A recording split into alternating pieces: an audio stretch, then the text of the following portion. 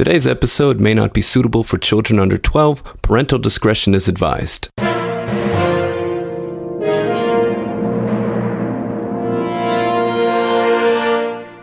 Welcome to the Story King podcast, where great stories are read, discussed, and given their due honor. I'm your host, John Carlo, and today's story is by Eddie Newton.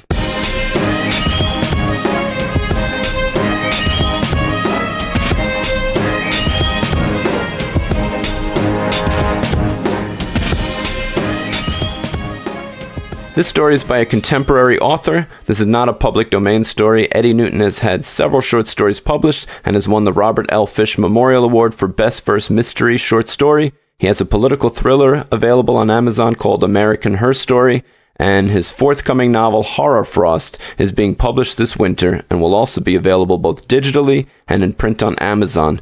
He and myself both contributed stories to an apocalyptic anthology published in 2018 called Enter the Aftermath. It's a collection of end-of-the-world stories, as you may have guessed, and normally we're used to massive destruction with scorched skies and blackened seas and land-laid wastes, but Eddie Newton's story has such a unique take on an apocalyptic scenario that I had to share it on the show. The story is called Forget, and here it is. Labor Day. We stand side by side, staring out to sea. I remember another time when we were young, when my brother and I stood in the same spot on the same beach, watching the same sunrise on a different day. I remember the scent of salt and sea life wafting off the waves. He sported sunglasses with red-tinted lenses pushed up on his head, making his sun-streaked blonde stick up in a turkey's tail feathers. While I wore shorts, he was short on laundry and wore faded jeans rolled up over knobby knees. He whistled the Michael Jackson song softly in a duet with the soughing surf. Sand squished between toes, soft and white and warm. I cannot recall my brother's name. 50 years and so much has faded. It is getting worse. My brother shows more advanced signs than I do, but deterioration is deleterious, indiscriminate of degrees. We will all become a blank slate in due time. The progression of erasure of memories and the subjects of succession of retention remains random and unique to the individual. 3 months in, and some exhibit just subtle effects of onset amnesia, while others have forgotten their own name. I still remember its beginning. An extraordinary electrical interference caused by unprecedented solar flares activated the ambient electromagnetic grid. Radio waves, cosmic waves, neutrinos, microwaves, and radar encompass existence all around the globe at any given time. The solar flare mutated this energy, and now we all slowly forget. I am lucky. I forgot the name of my brother, but I still remember my wife, Camila. My son Santiago, our daughters, Lucia and Julieta. My father blessedly passed from heart disease 5 years ago and did not suffer the effects of this phenomenon. My mother has forgotten almost everything about him. I am going out for a swim, my brother says. He is prepared this time. He wears trunks loose and baggy around hips that are rounder and a backside more prodigious than previously. A rash guard stretched over the figure of an unfit 50 instead of a 15-year-old in his prime. Yet he bounds into the surf with a youthful bounce. Maybe he forgot the last 4 decades and feels like the boy I remember. I watch him swim for the sun, the red star dipping down and diving deep. He grows smaller and farther. He does not stop. Even if I wanted to go after him, I forgot how to swim weeks ago. Does he mean to not come back, or did he simply forget to turn around? I will never know. Pretty soon, I won't even remember he is gone. Pretty soon, but not today. I don't remember my brother's name, but I cry as day turns to night nonetheless. He is my brother after all, and for tonight at least, I still remember. Halloween. I take my family east. Rumor had it there might be a cure in Kansas, so we sojourn east on foot. It is too foolish to fly, trains are dangerous, and it is deadly to drive. Pilots started to forget how to fly not long after the event, planes falling out of the sky here and there before the big birds were finally grounded. Still, occasionally a jet or a smaller plane will fly overhead. Maybe the pilot dared defy ordinance, or perhaps whoever was flying just forgot it is forbidden. They still fall out of the sky sometimes. Cars are worse. Desperation trumps caution too often. So many died in those first weeks as victims in denial of dementia refused to remain off the roads and forgot how to drive, doing 60 miles per hour down a residential street. Thousands died in vehicular accidents as drivers and passengers or pedestrians become roadkill. Safe passages like Interstate 15 out of San Diego are barricaded so no vehicles could enter the system. Now hundreds of thousands clog the highway moving east, mass exodus on an unprecedented scale. The forgetfulness affects each differently. Camilla is losing pieces of her past, holes in her memory multiplying. She cannot recall how we met, or where we went on last year's vacation, or giving birth to Lucia. But she does remember things like our wedding, and our other children's deliveries, and that I stood her up at the restaurant when I missed our first anniversary. Santiago forgot how to tie his own shoes and resorts to loafers. Julieta can't remember the names of any food. My mother forgot how to walk. We take turns pushing her across California in a wheelchair. The desert is dangerous. Some forget to drink, keeling over along the road. The sun bakes the stink out of them, a nauseating stench that extends for miles and miles. Others are like my mother and forget how to walk. Sometimes companions sit with them, a spell, but inevitably they move on, leaving behind those that forget how to use their legs. Maybe the ones that move along truly forget, or maybe they simply said so to alleviate leaving a loved one behind to broil. Others misremember direction and walk off the highway into the endless expanse of sand. Death Valley is truly a valley of death. Corpses like critters, once ruined by speeding vehicles, litter the highway, the ones that forget to politely die in the ditch and instead drop dead down in the middle of the road. We steer Mom's wheelchair around bodies like traffic pylons, denoting a deconstruction zone that stretches from Barstow to Prim. Some sufferers still writhe and moan, but they will forget how to move soon enough and die still like the rest. Strangers dismiss strangers. There's too much to forget without meeting new people and making new memories. It just means more to lose. Everyone is focused on clinging to remaining memory as long as possible. It is dangerous to even meet another man's eyes, so many have that confused look of where they left their keys, only it is maybe their own name they forgot. "What was the name of the dog, Dad?" Julieta asks. She alone likes to revisit memories recently departed. The rest of the family ignores the holes in their histories. Not everyone resists the inevitable. Hope is slippery when evidence all around only reinforces futility. Julieta is youngest at 16 and refuses to renege collection. "Snoopy," I answer. "Why did we name it Snoopy?" she asked. "After the cartoon," I said. She stared, understanding escaping her. She does not know what I am talking about anymore. We pass a sign called Hollerin' Springs. Santiago stares like he cannot remember how to read the words. Julieta glares at an Oreo in her right hand like she is not sure what to do with it. Camilla looks at the sky, and I am afraid of what I will see in her eyes if she looks at me instead. Lucia sings, "On the Road Again," but hums every third word because she can't remember. None of us are pushing anything. I realize that is wrong, that something is missing, but I cannot remember what it is for the life of me. Thanksgiving. Las Vegas. What happens in Vegas stays in something. Every avenue is dangerous, but we forget to fear. There are still businesses open. There will come a time when they will all be closed. The proprietors are all dead, or forgot their trade, or just forgot to come to work. Sometimes chefs forget how to make a signature dish, adding hemlock instead of thyme. For now, a place still serves fried foods, a small cafe at the outskirts of town, right off I-15. I am amazed when the waitress comes back with our food. She would not be the first to take our order and walk off, thinking she still worked at a job from 10 years in the past, or wandering back to her kindergarten room after losing the last 3 decades of her memory. Your best friend in the world could become a stranger in the blink of an eye, and you can forget the love of your life in the time it takes to turn around. I have a burger. Camilla eats a salad because she always has, since she put on baby weight that never came back off. I remember mere months ago that she was 100 pounds heavier, and the weight has disappeared, as if her fat forgot to stay on her hips and thighs and middle. Santiago scarfs down a batch of fries. He used to only eat them with ketchup, but today he eats them plain, condiments forgotten. Lucia still remembers that chocolate malts are her favorite. My wife watches a man who forgot how to swallow. He is emaciated, yet mastication escapes him. The plate of indiscriminate gruel in front of him is demolished, and he stares at it with the contempt of an alcoholic contemplating his first drink in decades. It looks like he has been at this for some time. He takes the spoon and scoops it full, raising the mush to mouth. His hand shakes. It may be palsy or paranoia. He knows what's coming. It goes in, it does not go down. The man gags, chokes, coughing and wheezing. I stand, but someone closer gets to him first. Heimlich. Porridge spews everywhere. "How many times have I told you it won't work, Henry?" asked the man who saved him. "I don't remember, Lou," says Henry. It is a phrase more common than hello these days. "You need an IV, suggests Lou. You're going to die otherwise." "We're all going to die, Lou." Christmas. We're outside St. George. The world is quieter. Distractions of the electronic sort are shunned, reminders of a life and world that seem like someone else's. Social media became extinct when society shut down. We are all solitary ships drifting on an endless ocean of incoherent experience. Clusters of people pass in 2s or 3s, never any group numbering more than 5, the fleeting few who still remember one another. Mostly solitary pilgrims march along toward a common destination. Kansas is the last bastion of hope. I remember forgetting, the name on the tip of your tongue that flits frustratingly away again and again and again. Camila asking me to stop on my way home for a gallon of milk, and I showed up on our doorstep empty-handed. My brother telling a story about when we were kids, and I cannot recall it ever happening. I remember that I used to forget some things. Now I forget remembering most things. I never had a first kiss, Santiago sadly confesses as we walk steadily east, the seasons turning cold and harsh. Sure you did, son. I disagree. You just forgot. No, I remember never having something to remember, Santiago says.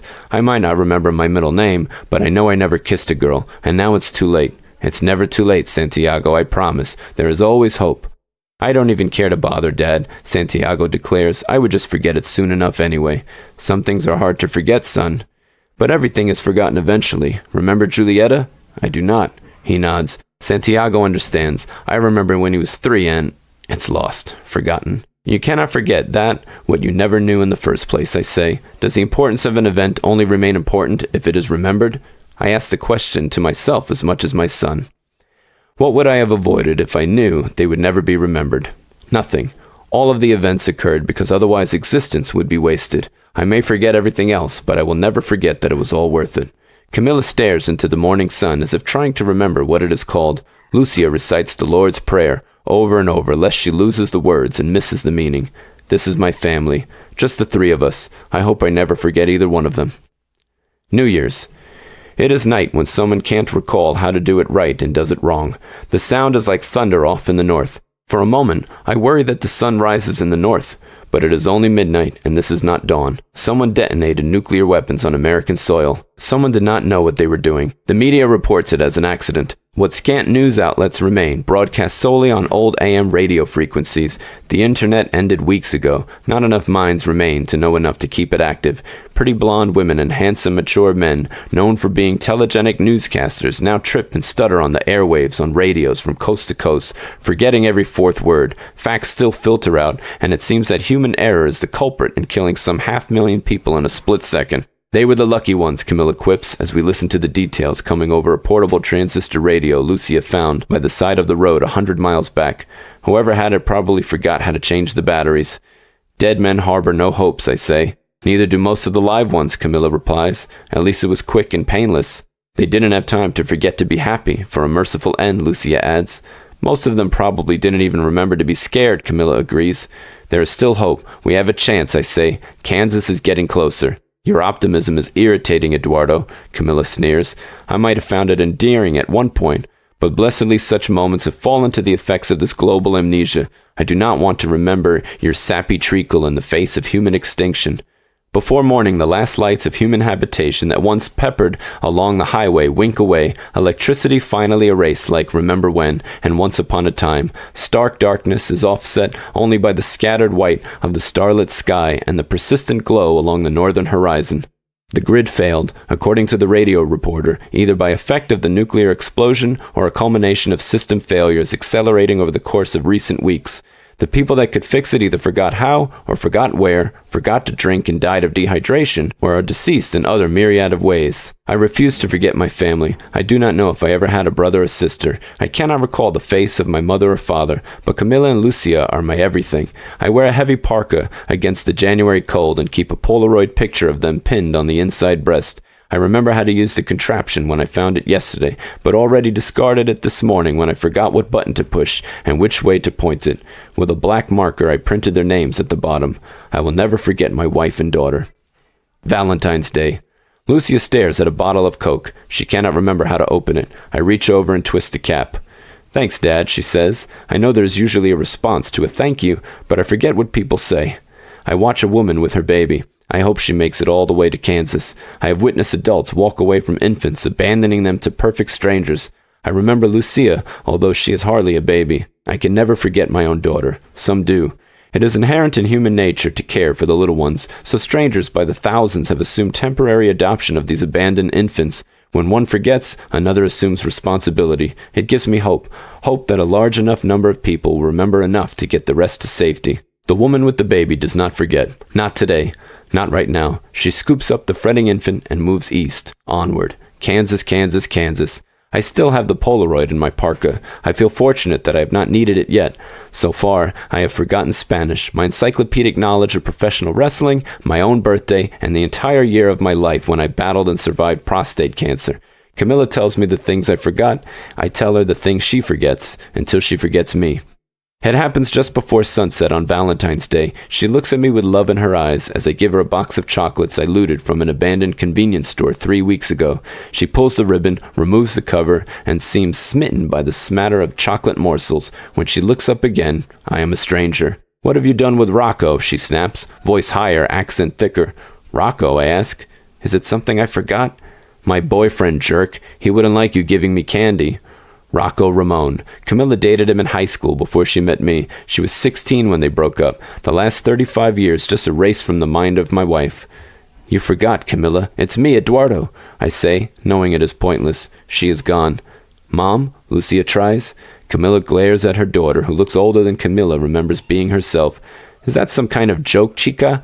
You dress like a clown." Camilla looks around. A sign says Salt Lake City one way, Denver the other. Neither is the direction she will go. Rocco is in California. He died 20 years ago in a motorcycle accident, but Camilla doesn't know that. She probably remembers seeing him yesterday. I love her today as much as yesterday, as much as the day we were married, more than the day we met when she was just 17, eons ago. She does not even know my name. I am a stranger to her, and she is a stranger wearing my wife's face.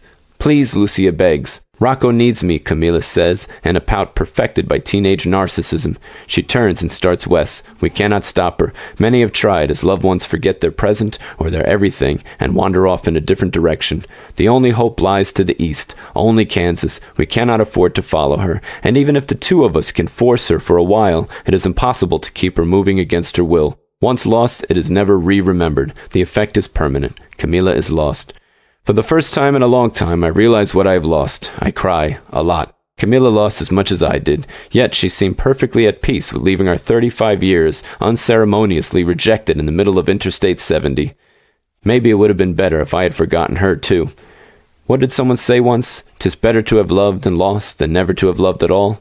That idiot obviously died before memory was rendered into oblivion. From a brief moment, hope escapes me, and I long for the relief of unremembrance. Then Lucia takes my hand, turns me east, and we start walking again, onward. There is no other way. Easter. Lucia forgot her shoes after we set out last week near Aurora. Forgetfulness is not coming any faster, but neither is it slowing down. The ponderous progression of degeneration continued, and I decided returning for footwear was contradictory to our best interests. I thought we would come along a corpse or a shoe store where we could replenish. Instead, her feet have become bloody and blistered. She leaves a faint scarlet trail behind her like Jesus' footsteps in the sand.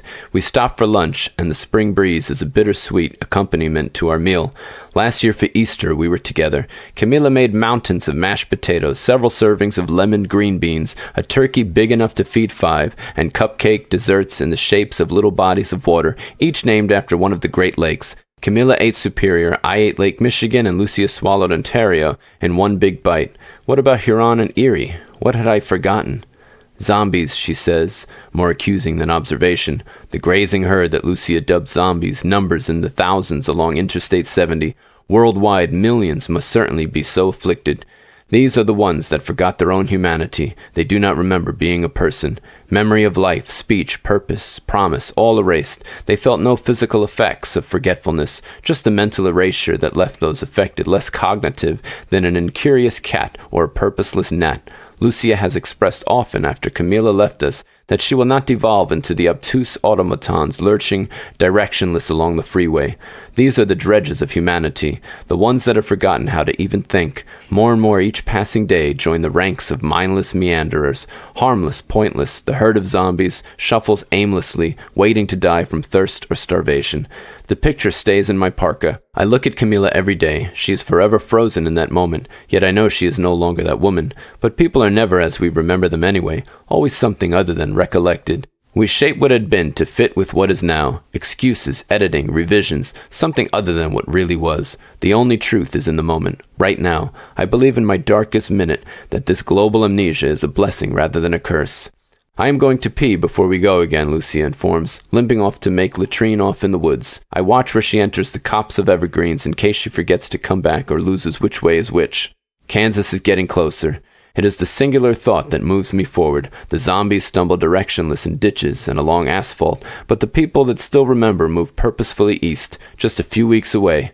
I am at the precipice of promise. All is not yet lost. If I can just make it to Kansas, I can quit losing the special pieces of my life. Camilla left me. She left me all alone. But spring is here, turning seasons, a warmer future. I leave the parka behind as it symbolizes winter and coldness and the frigid memory of Camilla turning away and walking the wrong direction. I don't need it to keep me warm anymore. On the highway, intermittently visible amongst the hordes of aimless zombies, are faint bloody footprints. I feel sorry for that sad soul who has to make the last leg of this trek to the promised land in bare feet. Memorial Day. Kansas. Nothing. Someone sits at the border along Interstate 70 where the highway crosses into Kansas. She looks wise, but wisdom lately is just one person remembering what everyone else forgot. Her eyes are kind, as if she feels terrible imparting truth to feeble minds too brittle to handle harsh reality. I am sorry, she says, again and again as we walk by. There is nothing to remember here. It turns out we were thinking about a movie, those of us that started this expedition east. Word spread from a few delusional amnesiacs who remembered hope from somewhere, but forgot the source. I was thinking of a movie, The Wizard of Oz. There's no place like home, but we are not going to wake up from this. It isn't a dream. I remembered hope, but I forgot it was fiction. This is the end. If there is still hope from some other source, I am too far gone to find it. I do not remember where I came from, or who I came with, or even my own name. I forgot how to read a few days ago. Pretty soon, I will forget how to walk or how to eat, or how to form words. Maybe I will be a zombie walking the byways of America. Maybe I will starve to death in a ditch. Maybe I will remember to walk off a bridge before it gets that bad. I walk because there is nothing else. I eat because I am not ready to die. I sleep, but there are no dreams because my mind forgot how to. Something bright rises in the sky, but I do not know what it is called. I eat something from a bag that crunches, and that tastes good, but I cannot remember what they are called. My shirt is unbuttoned because I forgot how to fix it. Pain stabs under my belly from the insides, but I do not remember how to take care of it. An animal watches me from the side of the road, but I do not know if I should be afraid. I do not remember what fear is. A sign along the road points in another direction. Can read? I ask a stranger. I forget the rest of the words to make a complete sentence. He nods. It says, now, he translates. Now? I ask. It's all we have left, the stranger answers. He turns and follows the arrow. I stand in one place a moment. Maybe I should stay a while. There is a long road behind me. I have been moving east for a very long time, but hope fades. Promise is a lie. Kansas is just a movie. I take the exit. Might as well live in the present before I forget that too. So that's the end of the story. It's a sad one, but again, it's from an apocalyptic anthology, so these are all end-of-the-world stories. What I really enjoyed is how Newton shows the main character forgetting more and more as the story progresses. He really did a good job with that. He's forgetting family members, even the ones in wheelchairs.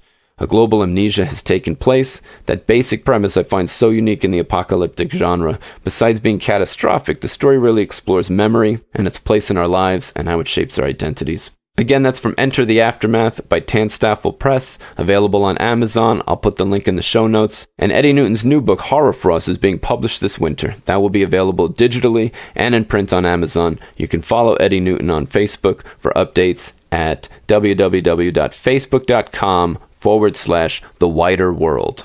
Also, if you yourself have written a story you'd like me to read on the show, please email it to storykingpodcast@gmail.com. If I like it, I just might read it. Try to make it between 1,000 to 3,000 words, though. I personally enjoy speculative fiction if you want to win me over, but I won't tell you what to write. Just make sure it's good. Again, that's storykingpodcast@gmail.com. And if you'd like to be a part of what we're doing on The Story King, please consider becoming a patron. You can visit my page at www.patreon.com/The Story King. The link will be in the show notes as well. If you're not familiar with Patreon, it's a very practical and tangible way to support your favorite content creators. Podcasts and books take a great deal of time and resources to produce, so if you appreciate what we're doing with The Story King, becoming a patron would go a long way. On our Patreon page, there are 3 monthly subscription tiers available. At the $5 tier, you get immediate access to the Story King Podcast Exclusive Edition, where I'll be reading some of my own stories, as well as famous ones that are too long for the main show. At the $10 tier, you of course get access to the private podcasts, but you'll also receive an autographed copy of every book I release, such as my latest novella, Darren DeLuza and the Devil. And lastly, there's the $20 option, which includes everything in the first 2 tiers, but it also provides a way for you to promote your own work on the Story King podcast. So if you've written a book or have a blog, I'll feature it on one of my episodes and include a 3 to 5 minute phone interview. Please consider becoming a Story King patron and get access to all the exclusive content. My page is patreon.com/The Story King. You can follow us on YouTube and Twitter. The links will be in the show notes. And please click like on our Facebook page. We're at facebook.com/Story King Podcast. Thank you for listening to the Story King Podcast, where great stories are read, discussed, and given their due honor. Please join us next week for another great story. Until then.